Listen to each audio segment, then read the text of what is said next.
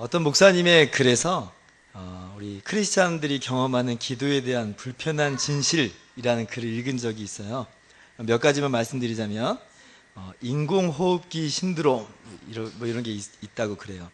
이게 뭐냐면 내 기도는 없고 남들의 기도에 편승한다는 거죠.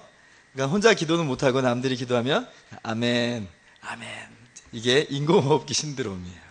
거식증 신드롬, 기도하고 싶은 영적 욕구가 없는 거. 거북이 신드롬, 대표 기도하라 그러면 머리를 쏙 피하는 거예요.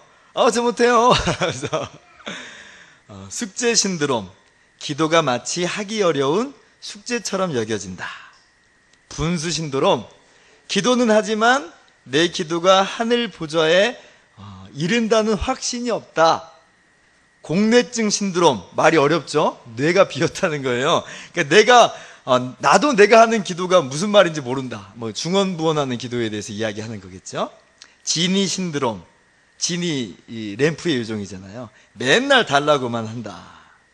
바리새인 신드롬, 기도가 종교적 열심과 자기 의의를 과시하는 방편이 된다. 이게 이제 우리 성도들이 경험하는 기도에 대한 불편한 진실이라는 거예요. 의미심장하죠? 어떻습니까? 해당되는 게 좀 있으십니까? 저는 좀 여러 개가 있어요. 기도가 중요한지 압니다. 기도가 축복인 줄도 알고, 그래서 우리는 기도해야 된다는 것을 알아요. 그런데 기도가 참 힘들죠. 기도가 정말 짐스럽게 느껴지기도 하고 그래요. 왜 그럴까요?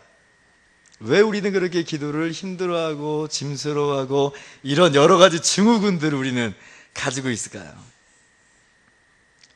아마도 그 이유 중에 하나는 하나님이 눈에 보이지 않는다는 거예요. 눈에 보이지 않는다. 그러니까 기도가 어려워요. 눈에 보이면 기도가 하기 쉽겠는데 하나님 눈에 보이시지 않으니까 기도가 참 어렵게 느껴져요. 기도는 본질적으로 대화잖아요. 우리 눈앞에 사람들하고 대화할 때는 마냥 편한 것만은 아닙니다만 그래도 대화하는 것 그렇게 우리가 어렵게 느끼지만은 않아요. 그런데 하나님은 안 보여요. 그러니까 대화가 어려운 거예요. 기도가 어려워요. 기도뿐만이 아니에요, 사실. 신앙생활 자체가 어렵게 느껴지는 이유가 또 뭔가? 라고 할 때에 하나님이 안 보이신다는 거예요. 하나님 안 보이신다. 얼마 전에 무당에서 회심해가지고 예수님을 믿게 된 한 이 성도님의 간증을 읽어본 적이 있어요. 근데 이제 이 사람이 예수님을 믿기 전에 귀신은 믿는데요. 왜냐하면 자기 눈에 귀신은 보이더라는 거예요. 그러니까 무당이 됐겠죠. 그런데 하나님은 안 보인다는 거예요. 그래서 믿을 수가 없다는 거예요. 하나님을 믿을 수가 없겠다는 거예요. 그래서 이제 무당이 됐어요. 귀신은 자기 눈앞에 보이고. 그런데 정말 흥미로운 건 뭐냐면 예수님 믿는다는 사람들도 점치러 오더라는 거예요. 점치러. 그래가지고 귀신이 하는 이야기를 하나님 말씀보다 더 두려워하고요, 더 신뢰하는 그들의 모습을 자기가 봤대요. 그러니까 그렇게 참 웃기더라는 겁니다. 그게. 그럼 그렇지, 보이지 않는 존재를 믿는다는 게 그게 모순이지, 말도 안 되지 라고 그 사람들을 향해서 자기가 비웃고 그렇게 속으로 조롱하고 그랬대요. 보이지 않으니까. 여러분, 보이지 않는 하나님을 믿고 보이지 않는 하나님께 기도하는 것 쉬운 일이 아닙니다. 보이지 않으니까 자꾸 기도가 피상적이 되고 신앙생활이 뭔가 좀 헛바퀴 도는 것 같은 그런 느낌이 들 때가 있어요. 그런데 우리가 정말 잊지 말아야 될 게 하나 있어요. 뭐냐면 분명히 하나님은 보이시지 않아요.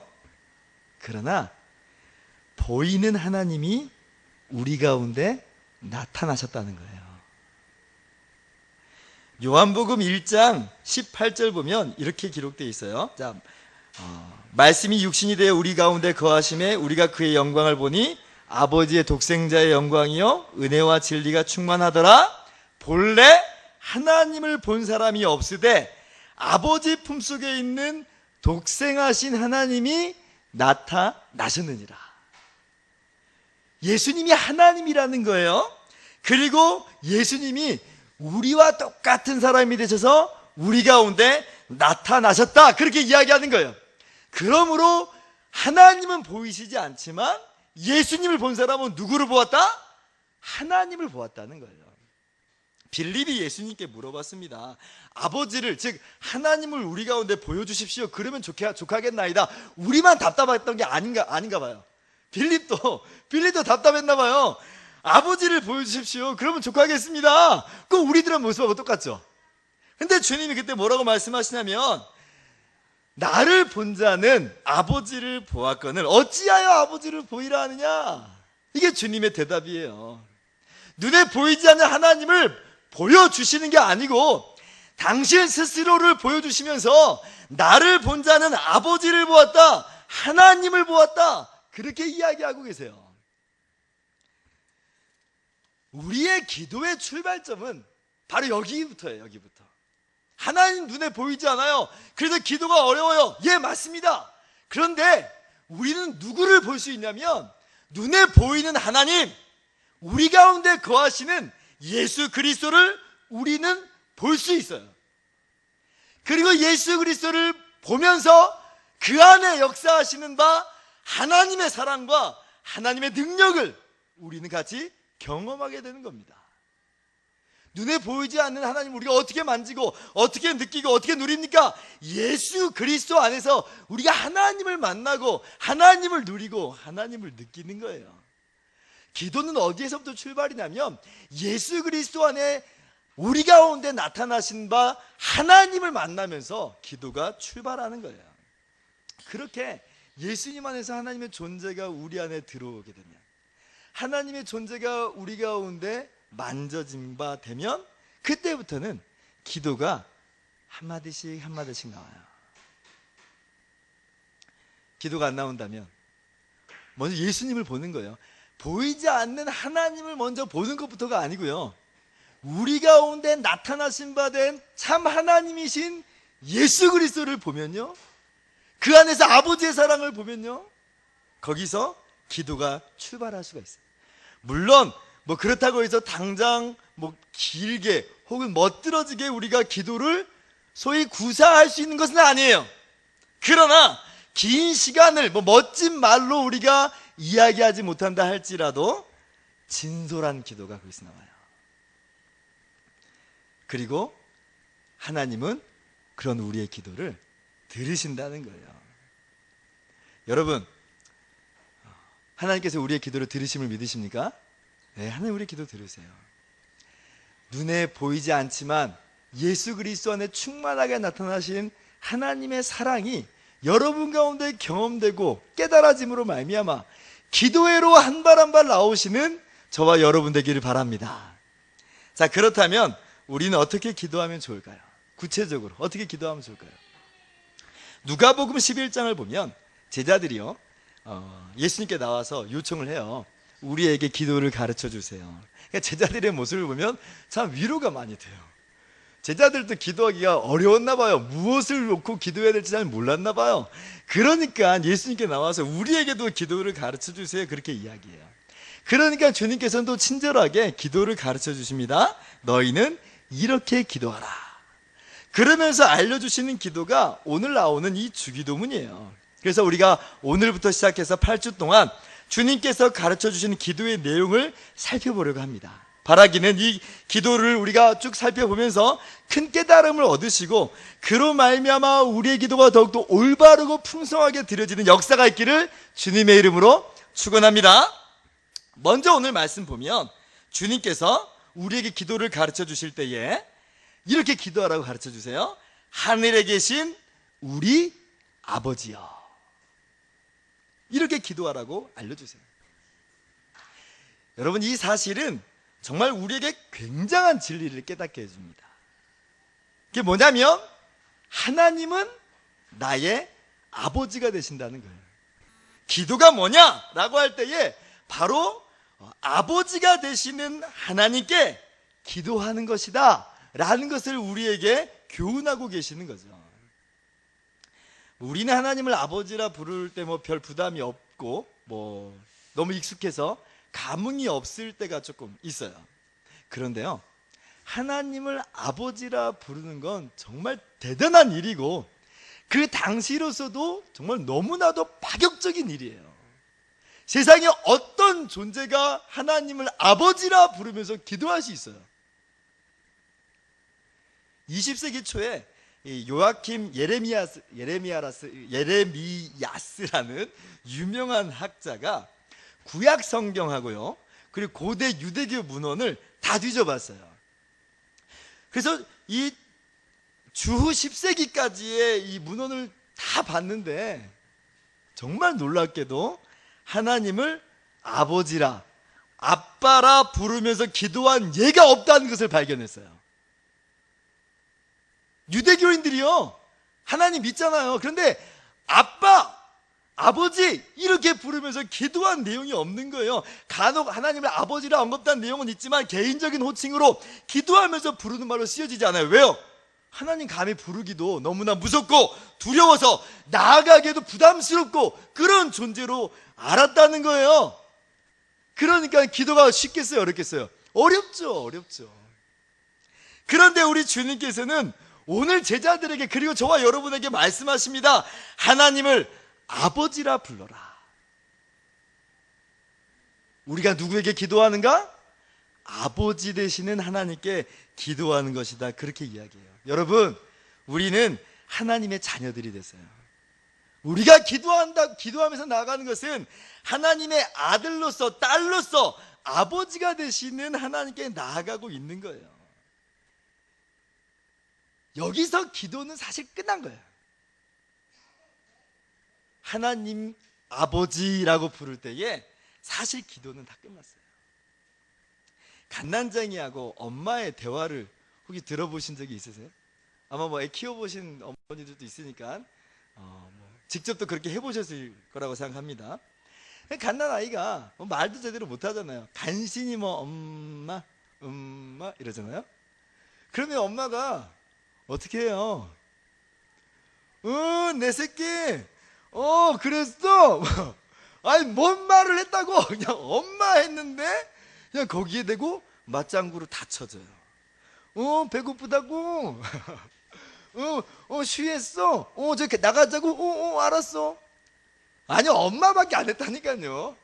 그런데 거기서 끝난 거예요. 엄마는 엄마라고 부르는, 그것도 엄마라는 발음도 부족해서 사실 엄마라고 불렀는지 응아라고 한 건지 참 그것도 모를 판인데 근데 그거를 그냥 다 알아듣고 교통해요. 들어주시고 역사예요. 자녀에게 있어 가장 강력한 부름이 뭔가? 엄마죠. 엄마라는 부름이에요. 마찬가지, 우리가 하나님을 아버지라 부르기만 해도요, 그것은 기도가 다 끝난 거예요. 세상에서 가장 강력한 부름이 뭔가? 하나님을 아버지라 부르면서 나아가는 거예요. 하나님은 우리의 기도를 들으시고 우리의 기도 가운데 역사하신다는 겁니다. 그래서 김동호 목사님이 주기도문에 대해서 책을 쓰신 게 있는데 그 제목이 뭐냐면 하나님을 아버지라 부르는 순간 기도는 완성됩니다 하는 내용이에요. 제가 그 책 제목 보면서요, 이야 진짜 책 제목 기가 막히게 정했다 그 생각했어요. 하나님을 아버지라고 부르는 순간 기도는 끝났다는 거예요. 끝났다는 거예요. 맞아요. 정말이에요. 그 뒤에 화려한 미사 여구를 많이 못 붙인다고 해도, 우리가 긴 시간 기도하지 못한다고 할지라도, 혹은 마냥 여전히 기도가 어렵게 느껴지는 순간이라고 해도 우리가 하나님을 아버지여 라고 부르면서 나아갈 때에 하나님은 우리의 음성에 귀를 기울이세요. 그리고 나머지 우리의 기도는 강론이에요. 강론. 가장 중요한 것은 내가 누군가, 내가 지금 나아가는, 기도로 나아가는, 나의 기도 들으시는 그분은 누구인가 하는 거죠. 우리는 하나님의 자녀, 우리가 기도로 나아가는 바로 그분은 우리의 아버지가 되신다는 것을 잊지 않으신 저와 여러분 되기 바랍니다. 그러므로 부담 갖지 말고 부르는 거예요. 아버지요, 아버지요. 근데 이제 그래도 어려워하시는 분들이 좀 종종 있더라고요. 지금 세대는 뭐 그런 분위기가 없지만 뭐 한두 세대 이전만 해도 이 아버지가 되게 부담스러운 존재였었어요. 근데 하나님을 아버지라고 부르라고 하니까 그게 또 부담스럽대요. 그 당시에는 뭐 아버지 얼굴도 좀 똑바로 못 봤을 정도로 아버지 하면 너무나 엄하고 무서운 존재로 우리가 이렇게 알아왔었거든요. 뭐 꼭 그렇지 않더라도요, 또 많은 아버지들이 또 뭐 술 취하고 행패 부리고 뭐 때리고 문제 일으키고 그래가지고 아버지 하면 안 좋은 기억이 있는 거예요. 근데 하나님 아버지라고 부르니까 이거 기도가 안 돼요. 한국 가정사역연구소에 언젠가 설문을 조사를 했는데, 나에게 상처를 줬고 나를 고통스럽게 만들었던 사람은 누구인가? 1위 아버지. 40.7%가 아버지가 나에게 상처 줬다, 그렇게 나왔어요. 그러니까 그러다 보니까 하나님을 아버지라고 부르라고 해도 마음에 와닿는 게 없고, 도리어 기도의 걸림돌이 되기도 막 하고 뭐 그런 경우가 종종 있어요. 그런데 그거는요, 세상의 이야기. 세상의 아버지 이야기. 우리 하늘 아버지는 달라요. 아니요, 세상의 아버지도 사실은요, 감춰져 있을 뿐이지 그 실상을 들여다보면 자녀를 그렇게 사랑하는 아버지라는 걸 우리가 또 발견할 수도 있습니다. 죽이야기라는 그 프랜차이즈 식당의 대표인 이명서 집사님의 간증 중에 이런 내용이 있어요. 자기는 아버지를 진짜 싫어했대요. 왜냐하면 술만 먹으면 어머니를 때리고 누나들을 못살게 굴고 또 계집질 하느라고 가난한데 힘들게 지금 뭐 땅 농사 짓고 일구고 있는데 그거 그냥 얼마 되지 않으면 다 팔아먹고 엉망인 거죠. 엉망이죠. 그런데 아버지, 세상에 아버지라 부르고 싶겠어요? 그 아버지가 좋겠어요? 믿겠죠. 얼마나 미웠는지 아버지는 자기의 인생의 걸림돌이고 다른 사람이 내 아버지였으면 좋겠다는 생각을 그렇게 많이 했대요. 그런데 그렇게 인생의 걸림돌인 줄만 알았는데 아버지가, 근데 아버지에 대한 인식이 바뀐 사건이 있었대요. 대학교 4학년 때 양평에 살았는데 이제 한 겨울이었어요. 너무 추웠는데 이제 너무 추워가지고 방 안에 화로를, 나무 이제 좀 부를 때는 화로를 안에다 두고 공부를 이제 했다고 합니다. 그런데 이제 한 새벽 한 2시 정도 됐을 때 잠깐 화장실을 가려고 딱 일어나서 몇 발짝 딱 걸었는데 그만 핑 돌면서 이 마당에 이렇게 쓰러졌대요. 이제 나무에서 나오는, 밤나무인가에서 나오는 유독가스가 아주 안 좋다든가 이제 그렇다는데, 그런 이 유독가스를 마시고 정신을 잃어버린 거예요. 아버지가요, 새벽에 발견을 했어요. 마당에 엎드려져 있는, 쓰러져 있는 이 아들을 봤는데 불러도 아들이 반응이 없다는 거예요. 의식이 없어요. 그래가지고 막 방 안에 들여다 놓고 막 불 떼면서, 또 몸이 좀 얼었을 거니까 몸을 녹이고, 그런데 반응이 없어요. 새벽에 이 수지침 놓는 사람, 동네에서 정말 수지침 잘 놓는 사람 불러다가 수지침도 놓는데 반응이 없어요. 그러니까 이 아버지가 안 되니까 이 아들을 들쳐업고 양평읍내까지 뛰더라는 거예요. 60이 넘으셨는데, 대학교 4학년이면 20살이 넘었잖아요. 근데 이 아들을 들쳐업고 양평읍내까지 뛰어가는 거예요. 정신을 차려보니까 아버지 등이더랍니다. 그리고요, 아버지가 얼마나 정말 헉헉거리면서도 또 그리고 뛰어가는지, 이 등에 땀이 그냥 온몸에 땀이 축축하게 젖어 있는, 그래도 이 아들을 들쳐업고 뛰어가고 있는 거예요. 그때 깨달았대요. 눈물이 왈칵 쏟아지면서, 그래도 우리 아버지구나. 이게 아버지예요. 육신의 못난 아버지들도 사실은 자녀를 이렇게 사랑하는데 표현을 안 해서 그렇지. 근데 하물며 우리 하늘 아버지는 얼마나 우리를 사랑하시는지 우리는 알아야 됩니다. 마태복음 7장을 보면, 너희 중에 누가 아들이 떡을 달라 하는데 돌을 주며 생선을 달라 하는데 뱀을 줄 사람이 있겠느냐. 11절 같이 읽어볼까요? 시작. 너희가 악한 자라도 좋은 것으로 자식에게 줄 알거든 하물며 하늘에 계신 너희 아버지께서 구하는 자에게 좋은 것으로 주시지 않겠느냐. 네, 육신의 아버지는 못난 모습 그대로 우리를 버릴 수도 있지만 하나님은 그런 하나님이 아니에요. 그런 아버지가 아니에요. 이 사실을 믿으시기 바랍니다. 우리가 하나님의 아버지여 라고 부르면서 나갈 때는 우리를 너무나도 사랑하시는 그 하나님 앞으로 나가는 거예요. 우리가 아직 죄인 되었을 때 그리스도께서 우리 위하여 죽으심으로 하나님께서 우리에게 대한 자기의 사랑을 확증하셨느니라 말씀하시는 아버지께로 나아가는 거예요. 하나님이, 그 아버지가 우리를 얼마나 사랑하시는지. 우리는 누구에게 기도하는가? 예수 그리스도 안에 나타난 아버지의 사랑 앞으로 나아가는 것, 아버지가 되시는 하나님께로 나아가는 것을 오늘 말씀이 교훈하고 있는 것이죠. 이 사실을 잊지 않으시는 저와 여러분 되길 바랍니다.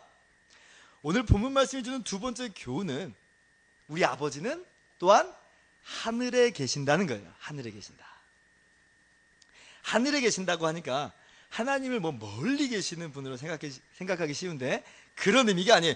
여기서 하늘은 멀다라는 뜻이 아니고 높다라는 거예요. 어떤 의미에서 높은가? 능력이 높으시고 지혜가 높으시고 존재 자체가 높으신 거예요. 능력이 높다는 말이 무슨 말입니까? 우리 아버지는 전능하신 하나님이라는 거예요. 하나님께는 능치 못함이 없어요. 하나님께는 말해봤자 소용없는 일이 없고요, 하나님도 하실 수 없기 때문에 괜히 말씀드렸다 그런 일은 없어요. 육신의 아버지들은 주고 싶은 것이 있어도 힘이 없어서 못 주는 일이 있지만, 그러나 하늘 아버지는 하늘에 계시기에 능력이 높으시기에 우리의 모든 것들을 응답하실 수 있는 그런 아버지가 되세요. 두 번째, 하나님의 계획이 높다는 건 뭐예요? 이사야 55장 9절 보니까 이는 하늘이 땅보다 높음 같이 내 길은 너희의 길보다 높으며 내 생각은 너희의 생각보다 높음이니라. 하나님 아버지신데 또 전능하신데 왜 내 기도는, 내 기도 제목은 이루어지지 않는가? 우리는 실망할 때가 종종 있습니다. 그래서 기도에 대해서 자포자기할 때도 있고, 극기야 하나님 날 사랑하시지 않는 거 아니야? 날 버리신 거 아니야? 라는 생각이 들 때도 있어요. 그러나 그렇지 않아요. 여러 가지 이유가 있을 수 있지만 그 중 하나가 하나님의 계획이 우리보다 높기 때문에 그래요. 바울도 3번이나 하나님께 기도합니다. 육체의 가시를 없애달라고. 이것만 없으면 하나님의 일을 더 잘할 수 있다고 바울이 그렇게 생각 안 했겠습니까? 그러니까 기도했겠죠. 하나님 아버지, 육체의 가시를 없애주세요. 3번이나 그렇게 기도했어요. 그런데 하나님이 그 기도 제목을 거절하세요. 그러면서 말씀하신데 뭐라고 말씀하시냐면 이는 내 능력이 약한 데서 온전하여짐이라 그렇게 이야기합니다. 여러분, 그러면 하나님이 그 기도 제목을, 바울의 기도 제목을 거절하셔서 바울이 더 이상 사역을 못했습니까? 그렇지 않아요. 하나님이 그 기도 제목은 거절하셨지만 여전히 바울은, 아니 그것 때문에 더욱더 하나님을 의지하고 하나님 붙들면서 사역했고, 그로 말미암아 더욱더 놀라게 쓰임받는 하나님의 일꾼이 된 거죠.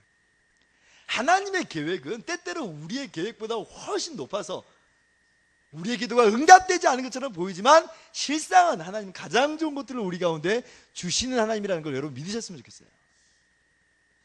우리는 미래를 모릅니다. 오늘 또 우리 정광 집사님하고 차에서 잠깐 오면서 얘기했는데 우리는 정말 한 치 앞도 내다볼 수가 없어요. 우리의 계획이라는 건 우리가 볼 때는 최고고 최선이지만 그렇지 않을 수도 있어요.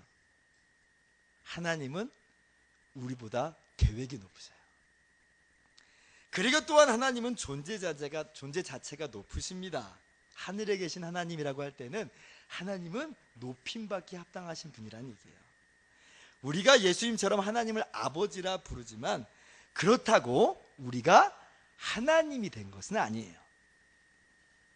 여전히 하나님은 찬양받으실 분이고요, 우리가 함부로 할 뿐이 아니고 함부로 해서도 안 되는 거예요. 그런데 기도하다 보면요, 가끔 이 위치가 좀 바뀐 것처럼 여겨질 때가 좀 있어요. 우리가 마치 하나님이 돼가지고 하나님 우리의 기도를 반드시 들으셔야만 하는 무슨 알라딘의 램프의 지니와 같은 요정처럼, 자판기처럼 하나님은 우리의 종부리듯이 그렇게 여길 때가 있어요. 아니라는 거예요. 우리도 그래요. 마치 부모님이 어린 자식의 요구를 자꾸 들어주면 어때요? 자녀들이 기고만장해져가지고 부모님이 종인 줄 안다니까요. 아니라는 거죠. 우리는 하나님을 그렇게 쉽게 보아서는 안 됩니다. 우리가 하나님을 아버지라 그렇게 기도하지만 동시에 이 모든 기도를 통해서 영광 받으실 분은 누군가? 하나님이 하나님 영광 받으셔야 돼요. 어쩌면 하나님께서 우리의 기도를 들으심에도 불구하고 허락하시지 않는 이유 중에 하나가 아마 또 그거예요. 야고보서 4장 3절 보면 구하여도 받지 못함은 정욕으로 쓰려고 잘못 구하기 때문이라. 하나님의 영광을 위해서라기보다는, 하나님 높임 받으시기 위해서라기보다는 그저 내 욕심과 정욕대로 쓰려고 잘못 구하는 거죠. 만약 하나님이 그냥 자동 판매기였으면 다 들어주셨을 거예요. 그런데 하나님은 하늘에 계심으로 들어주시지 않으세요. 왜? 그것이 우리에게 유익이 되지 않는 걸 아세요. 하나님의 영광과 우리의 유익을 위해서 허락하시지 않는 거죠. 그러므로 우리가 하늘에 계신 우리 아버지여 라고 부를 때는 아버지라는 그 친밀함 속으로 들어가서 기도하는 것임과 동시에, 그리고 하늘에 계신 분으로서의 경외감을 가지고 전능하시고 전지하시고 가장 높으신 분에게 기도하는 것임을 우리는 말씀을 통해서 깨달아야만 하는 것입니다. 자, 그렇다면 오늘 우리는 이 말씀을 어떻게 우리 삶 가운데 적용할 수 있을까요? 첫째로, 먼저 우리가 하나님의 자녀가 되는 지상 최고의 복을 받았음을 우리는 기억해야 됩니다. 하나님을 아버지라 부르는 것보다, 하나님을 아버지로 만나는 것보다 더 큰 복은 없어요. 우리에게 있는 가장 최고의 복은 뭐냐면 하나님이 우리의 아버지 되신다는 거예요. 이거 믿으십니까? 예, 우리가 이걸 꼭 기억해야 돼요. 이게 최고다. 우리가 하나님의 자녀가 됐다. 하나님이 우리 아버지시다라는 것을 우리가 잊지 말아야 돼요. 둘째로, 그렇다면 이제는 실제로 아버지를 불러야죠. 아버지요 하고 부르는 거예요. 주저하지 말고 망설이지 말고 아버지를 부르시기 바랍니다. 처음부터 너무 많은 말을 하려고 애쓰지 않아도 괜찮아요. 때로는 마음이 힘들어서 어떤 기도가, 어떤 말이 나오지 않아도 괜찮아요. 그저 주님께서 말씀하신 것처럼 아버지요 라고 부르시면 돼요. 그러면 기도는 이미 시작된 거죠. 우리가 처음 영상에서 보았잖아요.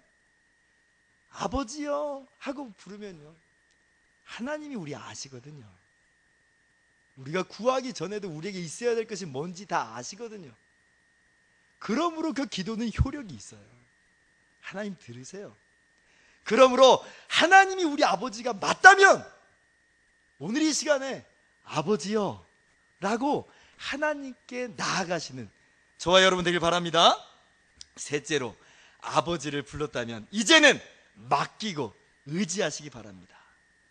왜요? 이제 아버지가 손을 쓰실 차례니까. 아버지요 하고 부르면 아버지가 이제 나오겠죠. 아버지가 하시겠죠.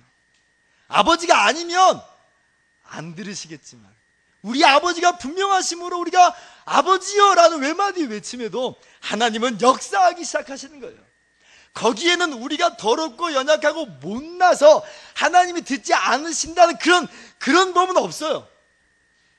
여러분의 자녀가 못나고 연약하고 더러워서 우리의 자녀의 부르짖음에 우리가 부르짖음을 듣지 않고 외면합니까? 그렇지 않잖아요.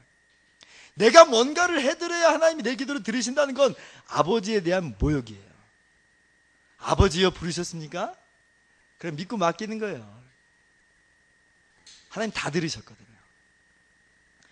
도리어 우리가 더럽기에, 연약하기에, 못났기 때문에 하나님은 더욱더 우리의 기도에 귀를 기울이세요. 그리고 더욱 강력하게 우리의 삶 가운데 개입하시고 역사하시는 겁니다.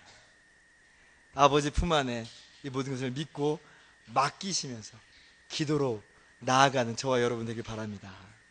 말씀 마치도록 하겠습니다. 아주 예전 일인데요. 저희 아들이 어렸을 때 춘천 의암 댐에 놀러 간 적이 있어요. 거기 호수가 있잖아요. 근데 거기에 이제 호수에 보트가 몇 개 떠 있었는데 애가 어리다 보니까 그걸 보고 비행기 이러는 거예요. 보트 보고 비행기. 그래서 제가 아니 배, 그러면 뭐 알아듣고 배 이래요. 근데 그러다가 또 조금 있다가 비행기 이러는 거예요. 그래서 제가 아니 배, 배, 비행기 그거를요 거짓말 안 하고 한 10번을 반복을 했어요. 얼마나 우스꽝스러운 대화예요. 그런데 배를 비행기라고 했다고 해서 제가 그 아들 보고 너 바보 같은 소리 한다고, 너 바보 아니냐고 그러겠어요? 아이의 소리에 못 들은 척 귀 닫아버리면서 외면하고 딴청 하겠습니까? 아니요, 그럴 수 없더라고요. 왜요? 아버지잖아요. 우리는 아버지께 기도하는 거예요. 나를 아시고 모든 것을 아시고 또 모든 것을 하실 수 있는 영광의 아버지께 기도하는 겁니다. 이것이 기도의 토대예요. 그러므로 오늘 이 시간 담대하게 기도의 자리로 나아가십시오. 아버지를 부르고 아버지가 예비하신 놀라운 은혜와 축복을 누리십시오. 그리고 믿고 맡김으로 말미암아 하나님이 주시는 바 하늘의 평안으로 충만하게 거하시는 저와 여러분 되기를 주님의 이름으로 축원합니다.